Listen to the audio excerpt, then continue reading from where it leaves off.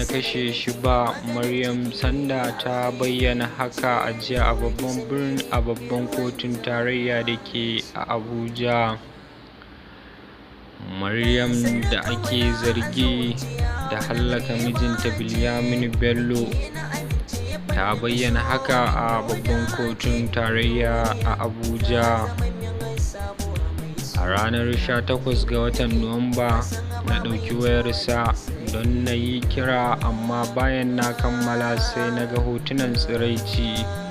Na je wajensa don buƙatar ƙarin bayani, amma sai rigima ta tsarke a tsakaninmu kamar yadda ta bayyana, wacce ta kai su har tsakar dare. Ta ce na buƙaci ya sake ni.